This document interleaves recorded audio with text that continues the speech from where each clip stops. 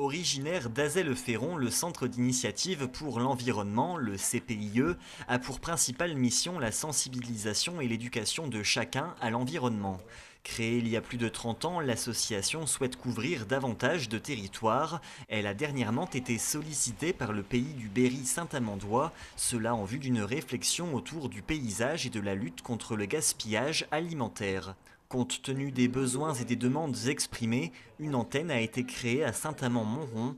Son inauguration s'est tenue samedi dernier dans une ambiance très conviviale. Nous, notre façon de fonctionner, c'est vraiment de fédérer les gens autour de projets, avoir un climat favorable à tout ça.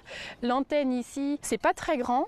L'idée, c'est vraiment d'utiliser tout l'espace. C'est ce qu'on a essayé de faire aussi aujourd'hui pendant l'inauguration. J'ai été surprise, il y a plus de 100 personnes qui sont passées aujourd'hui. Il y a eu des élus, des particuliers, des jeunes, des moins jeunes. On sent qu'il y a des besoins. On a mis un petit tableau dans les bureaux où les gens peuvent noter tous les besoins ou leurs envies. Donc moi, à partir de ça, je vais essayer de monter un programme. Tu peux en mettre plusieurs. Et justement, le programme ne s'est pas fait attendre. À 14h30, Nathalie Policard a supervisé une sortie à la découverte des plantes sauvages. L'éducatrice à l'environnement nous explique pourquoi une demande existe sur le territoire.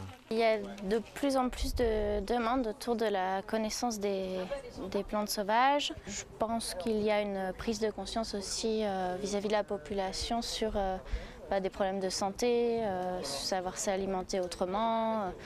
Et puis je pense qu'il y a un gros problème de manque de nature en fait. Et les gens s'en rapprochent beaucoup plus. Durant 1h30, de nombreux savoirs sur les plantes sauvages, dont leurs vertus thérapeutiques pour l'homme, vont être vulgarisés à ce groupe de personnes. Un changement de regard éclair sur ces plantes qui, hier encore, n'étaient pas forcément les bienvenues dans les jardins.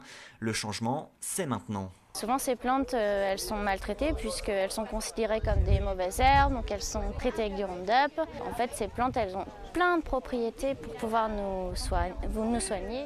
Découvrir les plantes, le public pourra le faire dans le jardin de l'antenne de Saint-Amand-Montrond. Hôtel à insectes, compostage, culture de plantes pour le thé et pour le purin.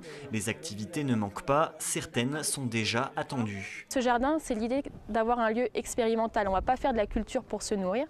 Par contre, on va mettre en place des choses qui peuvent être reproductibles chez les particuliers, auprès des collectivités, etc. Avis à tous les botanistes en herbe ou tout simplement aux amoureux de la nature. Adhérer à l'association coûte 10 €. Son antenne saint-amandoise est située au 16 rue de la Brasserie.